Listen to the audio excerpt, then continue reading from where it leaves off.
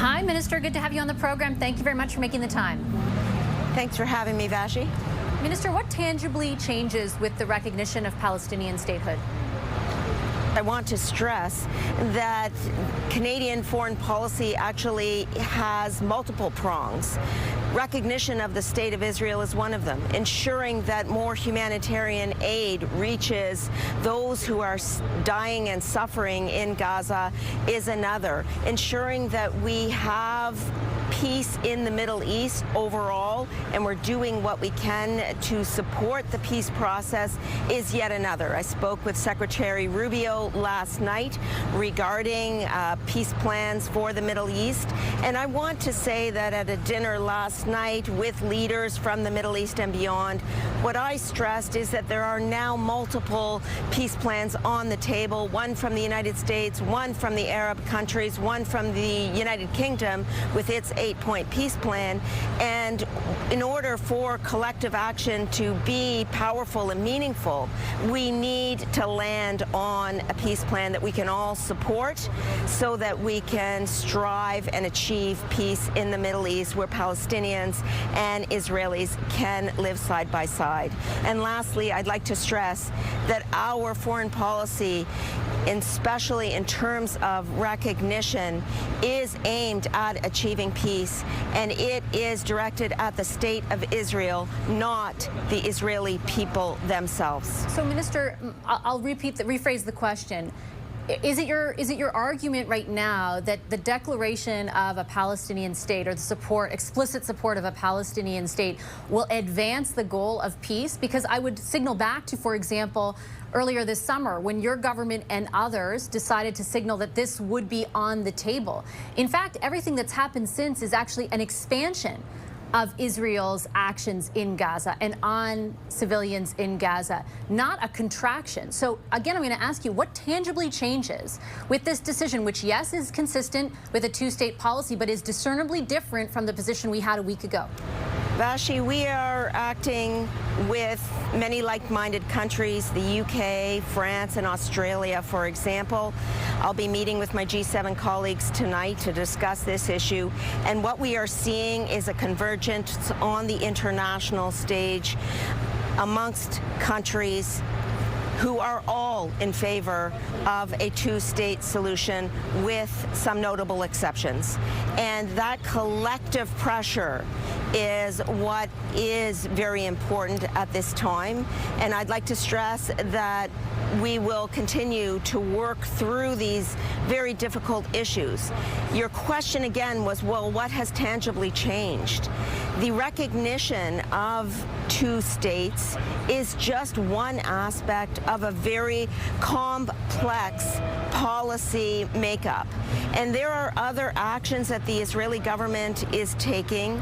For example, expansion in the West Bank. For example, with regards to extremist settlers. For example, with methodically sanctioning the removal of the possibility of a state of Palestine, which made this moment very important for the government of Canada, because the viability of a two-state solution is indeed eroding before our very eyes.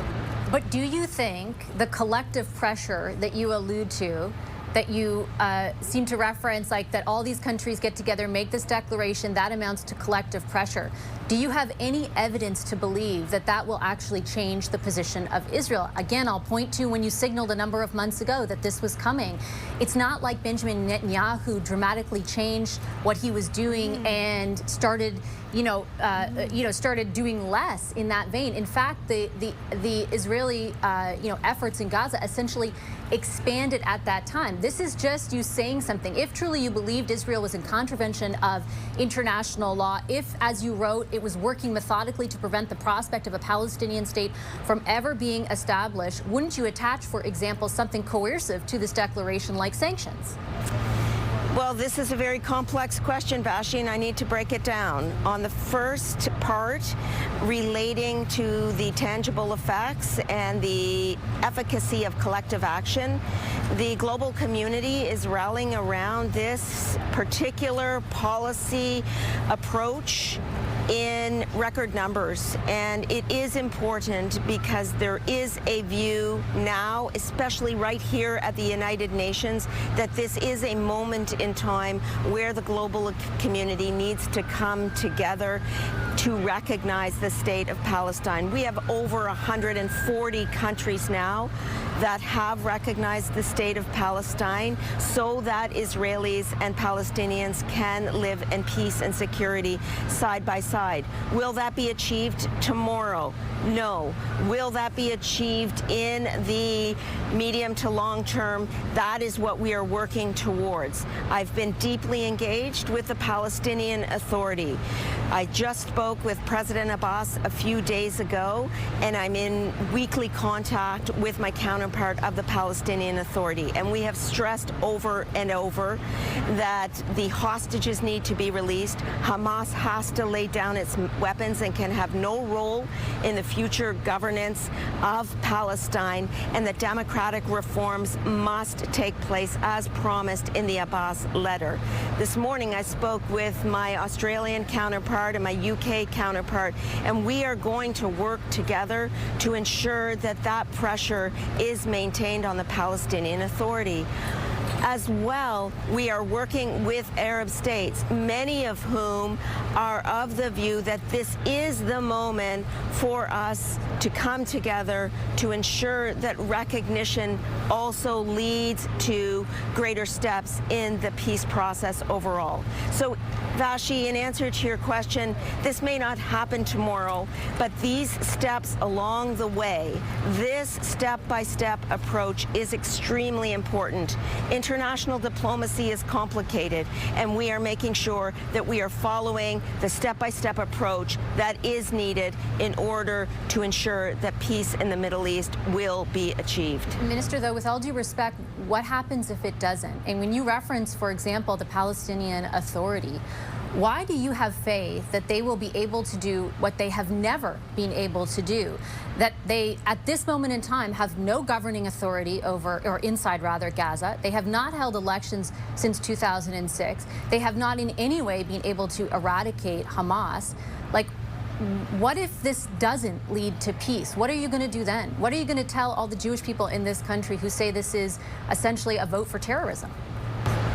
Well, to be clear, this is not a vote for terrorism. Hamas can have no role in the future governance of Palestine. Hamas is a terrorist entity under the governing law in Canada. Hamas must lay down its weapons, and Palestine must be demilitarized. In addition, the Palestinian Authority, which is a body that is committing to democratic reforms, will continue to be supported by the international community, including by Canada. We have put support behind the Palestinian Authority, and as I said, that work is ongoing. And I further emphasize that diplomatic relations will not be normalized until we can be assured that the Palestinian Authority is able to make good on its promises. So we are clear-eyed about the steps that are in front of us. We know that there is a road that must be traveled, not just amongst collective like-minded countries, but also by the Palestinian authorities itself. And we will continue to ensure that we are placing that pressure on the Palestinian Authority, that diplomatic relations will not be normalized unless and until we see that there has been progress made towards those democratic reforms laid out in the Abbas letter, and that there is, of course, no role for Hamas at all. I'll leave it on that note, Minister. I appreciate your time as always. Thank you. Safe travels. Thank you so much.